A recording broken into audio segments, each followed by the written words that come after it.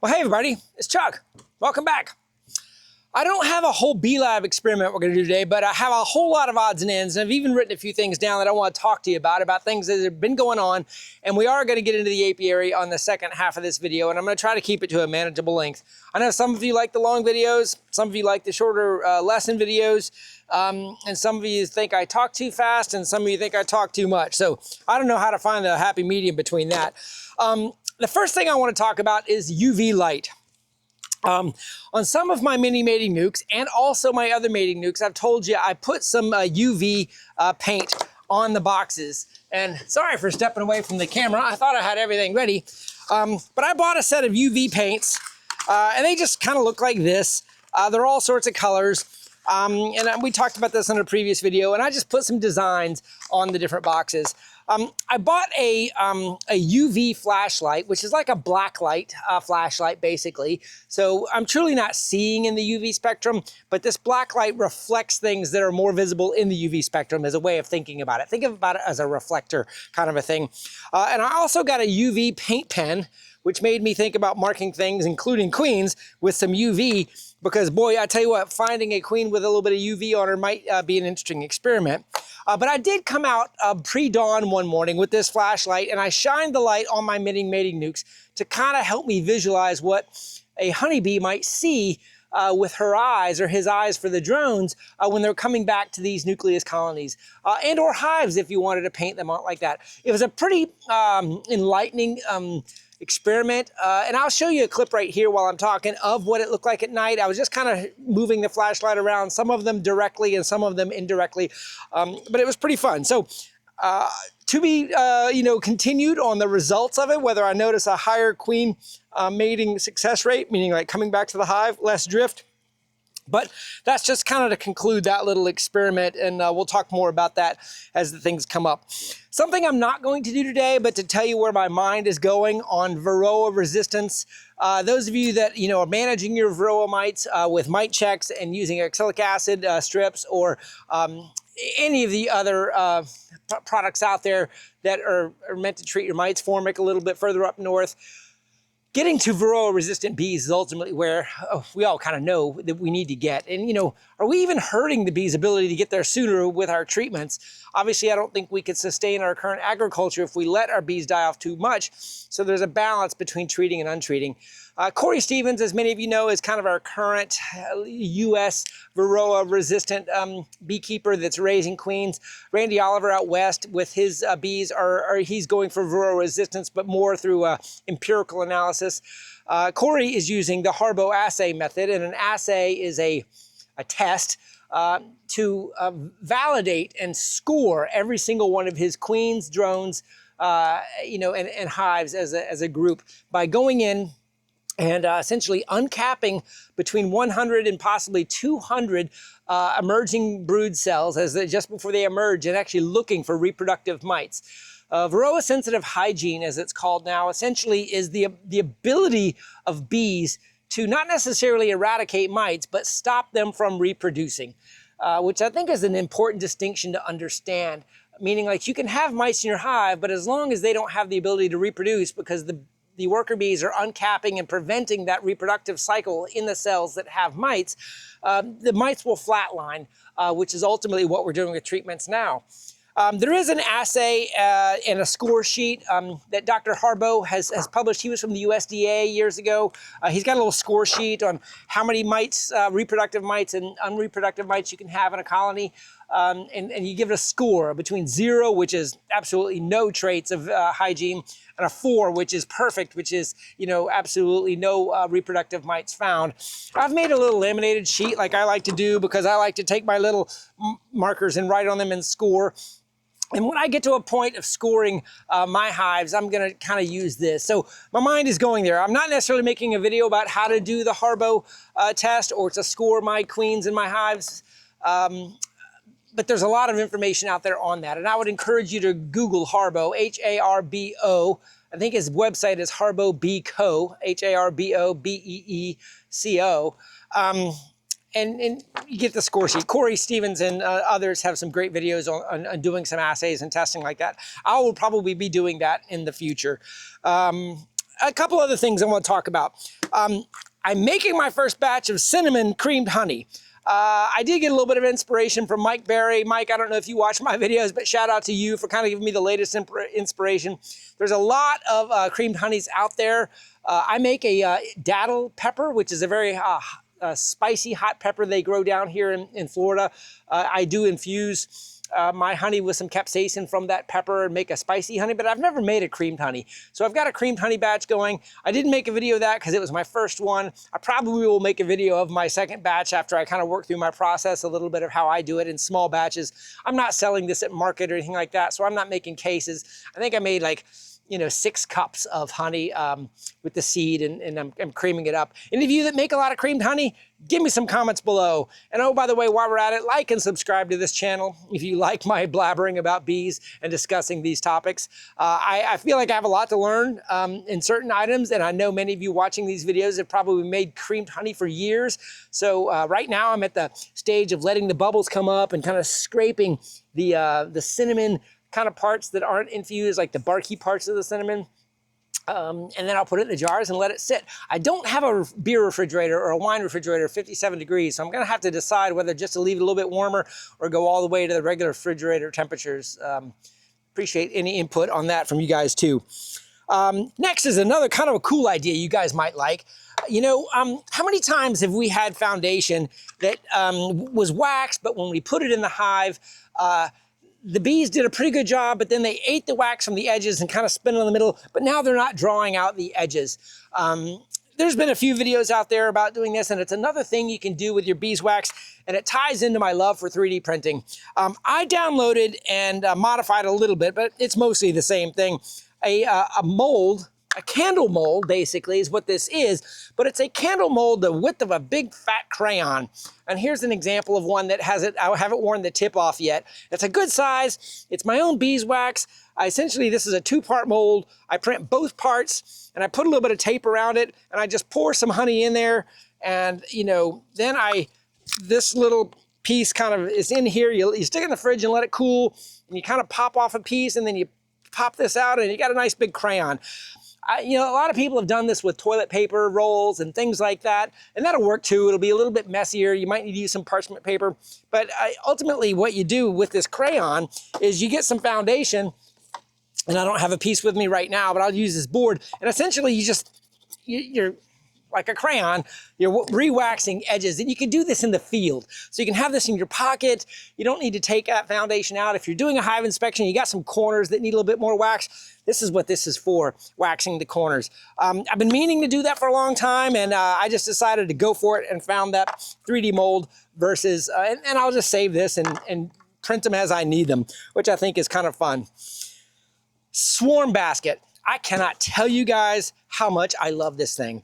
And if you guys watched my demo video on how to make this, this was inspired by a video Randall Carter did a few years ago. I don't think he's making videos anymore. He called it the Scoop and Score, which I love that name. So we can call this the Scoop and Score just in support of him. Fred Dunn kind of made a few comments about it with Dirt Rooster and Mr. Ed. So Jeff and Randy on his recent video. And actually, Fred Dunn, I don't think you watch my videos, but you did comment on the last video where I mentioned you guys, and I appreciate you coming to my channel. I essentially 3D printed a cap that allows me to put my extension pole in here and screw it on, and you can put this on an extension pole. This is not a how-to video. Go watch that other video if you want to learn how to make this. The magic of the mesh is why this is better. And John Bow, if you're watching this video, I'm telling you, you said you liked your design better, but there is something to this wire mesh. They cling on to it. And I did a swarm capture on a fence post that was very low, where you wouldn't even normally need an extension pole. And in years past, I'd have tried to scrape them into the box or even shake them in the box. But what I did this time was with my Scoop and Score, I just held the basket right here and I just shook the fence, and most of the bees went in. But I was able to just leave this on the fence on an extension pole, and they were clinging to the outside, they were clinging to the inside. The clinging to this wire mesh is the magic of this, not the shape and size and the strength of it. There's something to it, and I'm serious. I've got one picture of a swarm I did this week where I took a picture inside and outside, and I'll probably put that in this video while I'm talking about it. But the Scoop and Score wire mesh basket is magical. A few of you that watched that video said, hey Chuck, I don't have a printer. Can you, sell me one of these caps? Listen, I'm not into this for the business, and those folks reached out to me, and I printed one of these, and they paid for the shipping and paid me a little bit extra just to make it worth my time to do. And I'm willing to do that for any of you that want this. This is essentially a cap that allows a 1-inch PVC to go into it, and then it's got a thread in the top here for screwing in your extension pole. If you want one too, go to my website, chuckshoneybees.com, and find my little contact form and fill out a form, and it'll get in touch with me, and we can come up with an arrangement. Typically, I think I'm selling them for basically cost plus shipping plus a little bit extra. I'm just trying to make sure I don't lose any money printing as a favor to folks. And that's all on the Scoop and Score. I love this thing. Other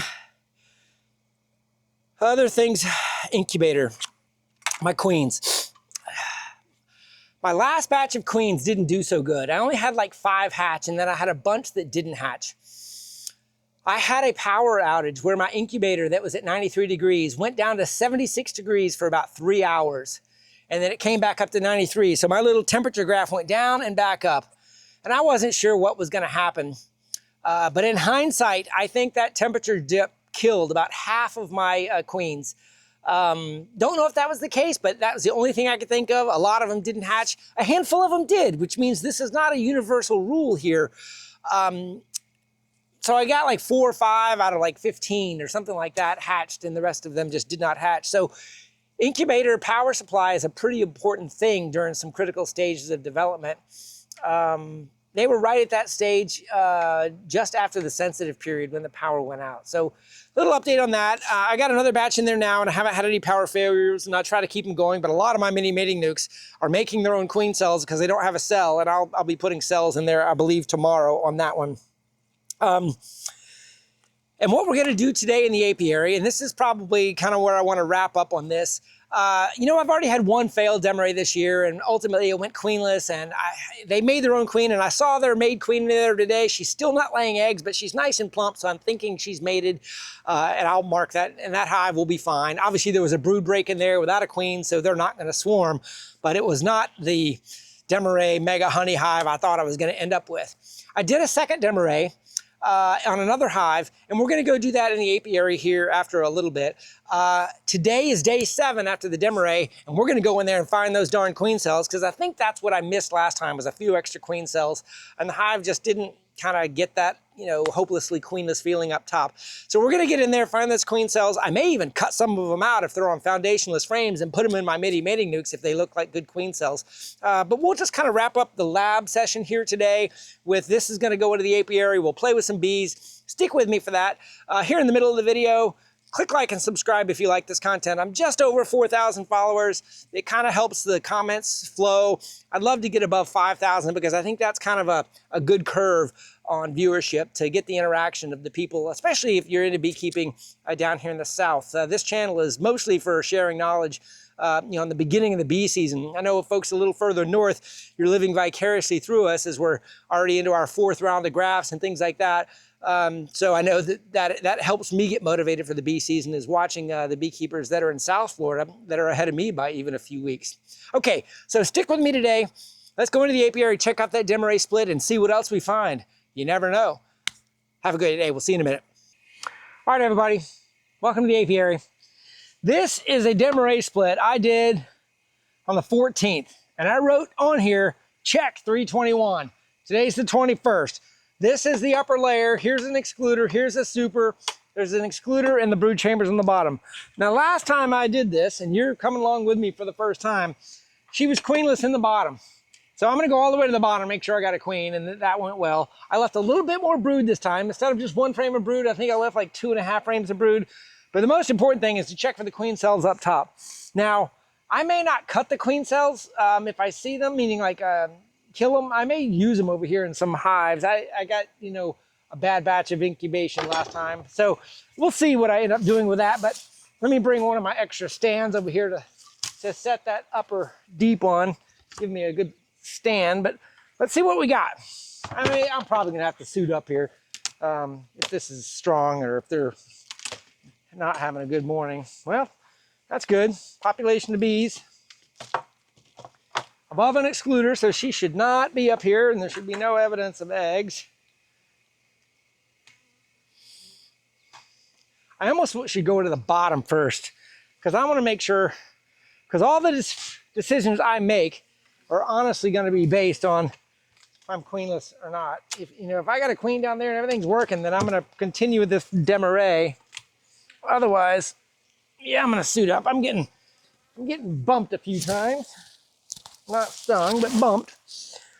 Hey, some of you have left me some feedback that I'm sniffling a lot on camera. I know, it's this smoke. So I'm trying something today. I'm putting the microphone a little bit further to the left over here.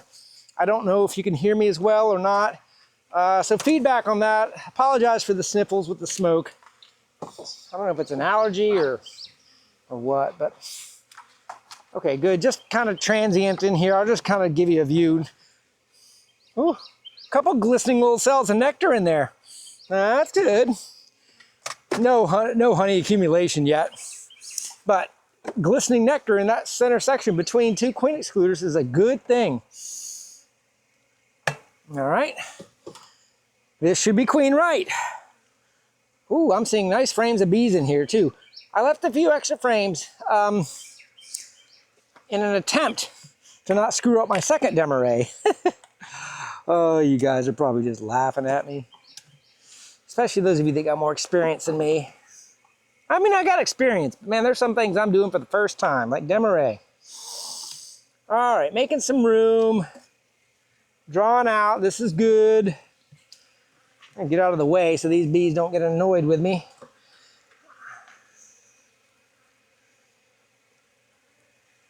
Nice drone brood frame. This is really good.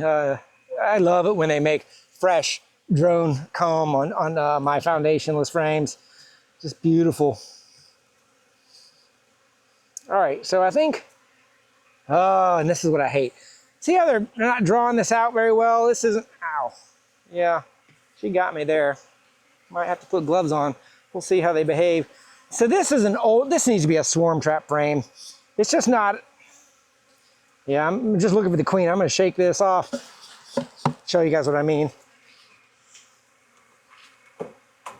See, yeah, this was an old frame. This needs to be in a swarm trap, but this is what they're doing. There's just not enough wax on here to make them draw it out naturally. Now I did wax this, so this is not like it was unwaxed, but I could have done better on that.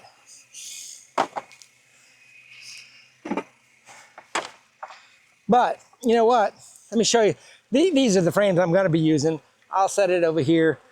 But these are the types of frames I was talking about with my crayon. Remember, so say there was a corner over here. You take this crayon and I can just put wax in the corners or whatever. This needs a lot more work. I'm gonna scrape all that off, maybe even re-wax the whole thing, but this is not a good example. And then look, my wax is going in my pocket here in case it happens again.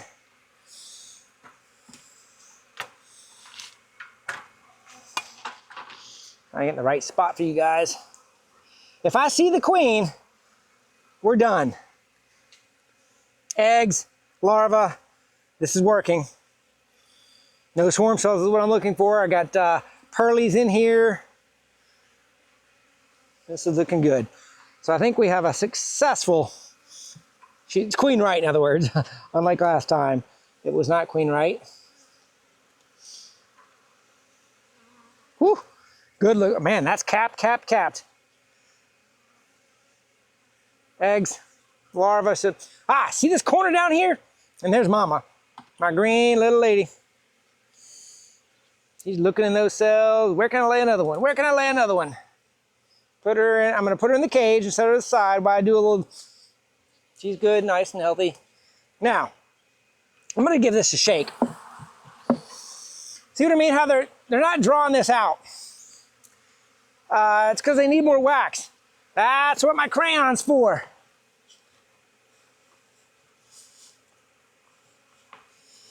And you know when you're a kid, how you used to take your coloring book and it was kind of like a game of how sharp you can make your crayon? I would try to keep a tip because to get in the corners, you need a little bit of a tip. I wouldn't kind of mash right on the front end. So that is exactly how I'm using my crayon. And boy, if that isn't a beautiful frame of brood. This little patch here is from my oxalic acid strip, but it's laid up full of eggs. All right, so now I am going to just count the frames of brood. Oh my gosh, is she just turning? Healthy, healthy, healthy. This is going to be my Demaree success story, I think. Because when all this brood hatches out, eggs, eggs, eggs. Ah, I got some more corners I can do.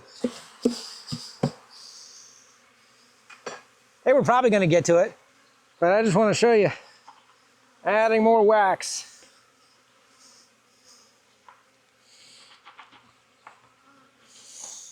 Give them a little help.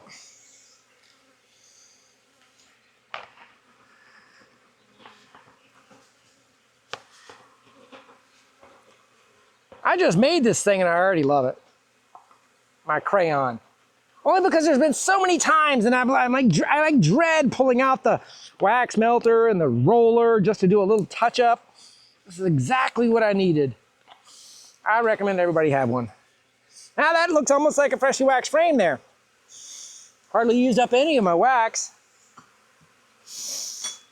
I'm gonna turn that around though to encourage them to draw that out.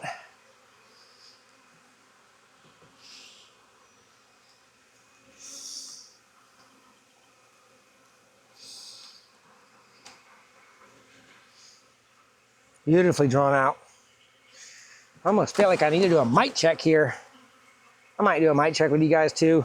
See, this has still got a lot of wax on it. So this is not, they're just starting on this one. No harm, no foul there.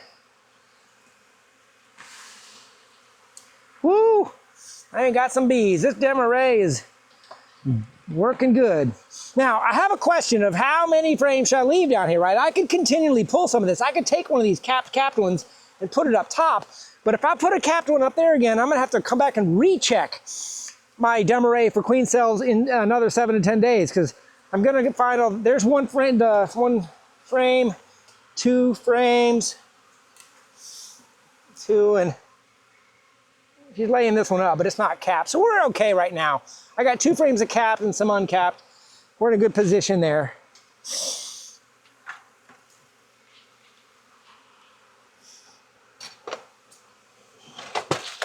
Drop my smoker. I want the brood, I'm gonna put my drone brood on the edge. I might even put it on all the way on the outside edge. This is good.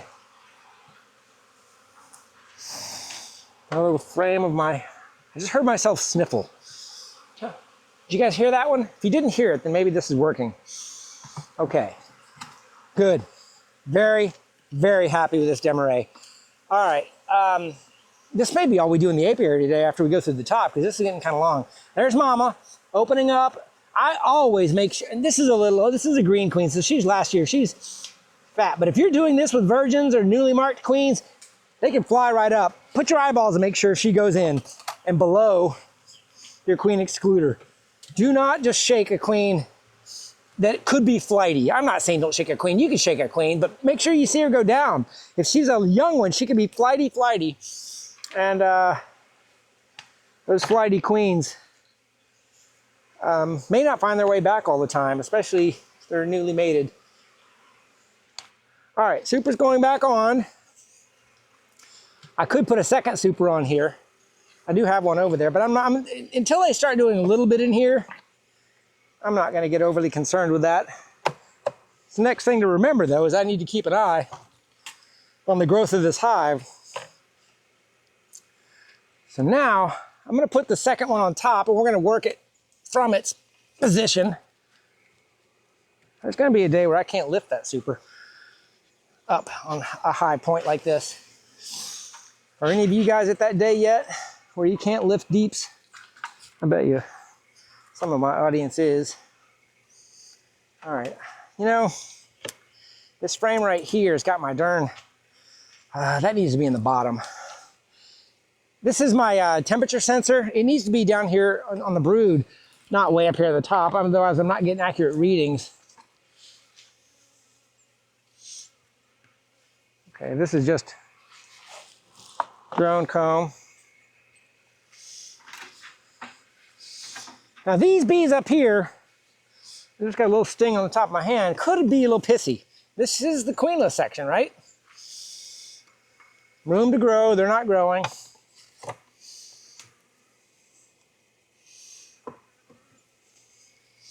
I could squeeze this down into a single if I want, but I'm going to continue to use this as my Demaree. Still got uncapped brood. Guys, in that earlier section, if you're watching this all the way through, where I talked about the Harbo assay method when you're looking for brood that is just emerging, this is what we're talking about, this dark stuff down here. Even this lighter stuff isn't quite emerging. This stuff down here is starting to get dark and be the emerging brood.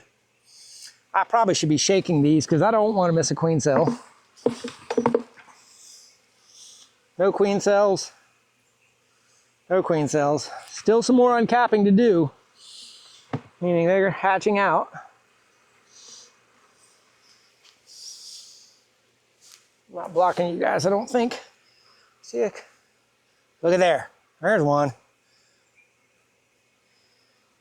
Let's go ahead and give a shake so you guys can see a little bit better.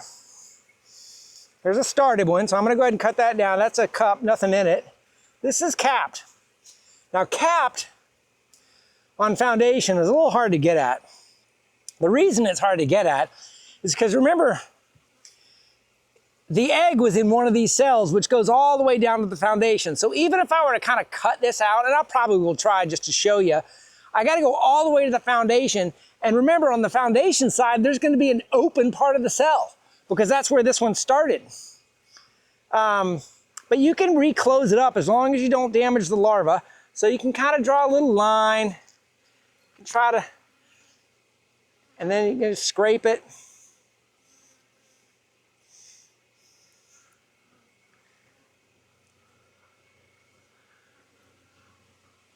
You can even use a little bit smaller tool so you can get in there and see if you can get it out without damaging the cell.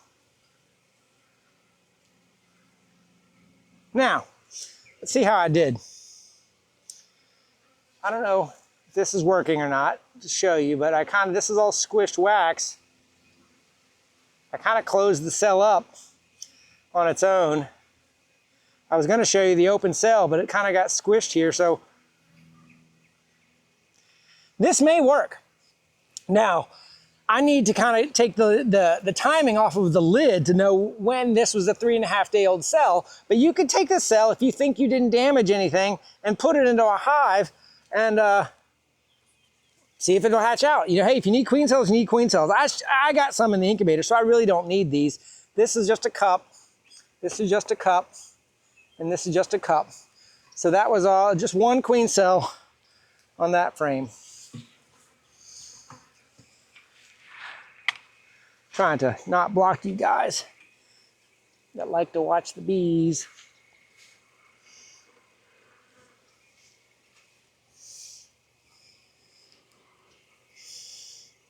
I don't see any queen cells on that one. We'll do a shake just to check. Oh, look at that. See how the shake is so important? I even told you guys, I don't see a queen cell. And look at that big juicy ripe cell down there. Ripe meaning it's fully capped. It may not be ripe, getting ready to hatch. See if I can do the same thing all the way to the foundation and scrape the bottom. See how that one came out. See if I got an open cell in the back. Kind of squish that one closed too. So in my scraping, I'm kind of closing off the cell. Maybe another good one.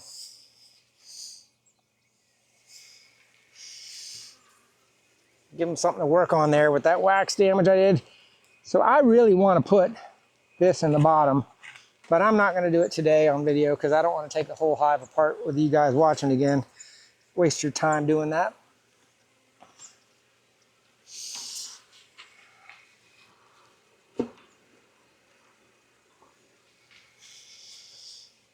Lots of hatching to do go on up here. This is the army that's going to be here for the honey. And we're in a minor flow now. All right, so there's one. Nothing there. That's a cup.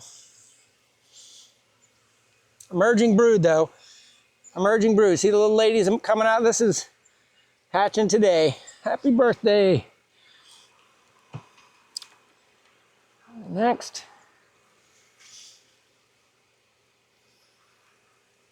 First glance, didn't see any. The shake. Obvious hatch out here though. See that big hatch out? Some larvae on the edge that still aren't even capped. So a lot of work to be done here. I'm a little surprised I didn't see any cells on that one with the larva.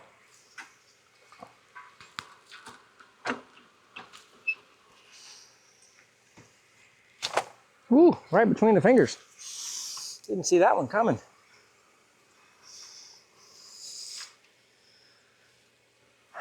Drone brood frame. Oh gosh, look at this one. Kind of a, might have even broke some of these down. Kind of a lot going on here. Decided to put some drone brood up in there before we moved it up. But look over on this side. Looks like they started one here, broke it down. This is another cup, didn't get finished or they tore it down. And then there's two here that are pretty well hidden. This one's definitely hidden. That one's all the way up on the top. So I'm just gonna break that one down. It's too hard to get at. There's the larval stage. So you can see big, fat, juicy queen larva there. Lots of royal jelly down in there. I don't have my, well, I do have my royal. You can kind of pull royal jelly out like this too, but they'll eat that. I don't have any place to put it right now. I could try to pull this one off too, but see how flat this one is? That's not quite the same as those other ones I was pulling off. There's the side. Oh, wow. You even got a, look at this. Beautiful. I pulled it off just right to see the shape and development stage of the pupa. You know how I've shown you guys a few times how the larva can drop down on a cell? This is how she needs to be when she's finishing up. Head down so she can chew herself out. This is a beautiful example of the pupal format stage that these queen cells were in on this Demaree. If I hadn't cut these out today, this little lady would have been hatching probably in about 3 or 4 days, maybe even less. I'm gonna pull her out now and let you kind of get, she does not have purple eyes yet. She's perfectly white. No purple eyes, no eye formation yet, but she has got all the shape of a beautiful developing queen. Glad we showed that. Wow. God, see, you know, when you start making these videos, you just never know what you're gonna see. That's what nature's all about. Learning as you go. These strips are about done. You guys sometimes ask me, when do you take your strips out? This has still got some oxalic acid in it. You can sort of feel it, but when they start to get chewed up like that, they're mostly done. A couple cups here. This would have been a good one if they had cells on to cut them off because it's foundationless. This is just a honey frame now if they decide to put honey up in here. So that's it. We got our queen cells out. Definitely had some juicy ones in there that would have been swarm candidates in a few days. Found the queen in the bottom. Double checked there were no queen cells down there. This needs to be down a little bit lower. I'm gonna show you guys that another day. And this will turn into honey. If I come back in a week or something and all of this brood is hatched out, I have a decision to make about whether or not to rotate some of the brood down on the bottom up top to keep this Demaree cycle going. But if the flow is on and I think the threat of swarming is gone, it's just going to be about adding supers and deciding if I want to leave this deep up in here, if I want honey in this deep, or if I want to take this off and just add supers all the way up. That'll be a decision to make, depending on how strong this hive gets. If it gets super duper strong, I'm going to have a decision to make. And if any of you have done this Demaree before, let me know about keeping this deep on top. If you don't really like getting honey in your supers and extracting out of this, I'd like to know some input on that. So yeah, let's end it there just so these videos didn't get too long. I'm gonna go check some queens. I'm gonna go make sure all these are mated, and I sold a couple of queens this morning to a follower, Rob. Hey, it was great meeting you today down in Keystone. Hey, Chuck Cook, Chuck's Honeybees. Check me out. Like, subscribe if you want me to keep doing this content. It helps the algorithm, help other people find me. And we'll see you next time. Have a great day, everybody. Happy beekeeping.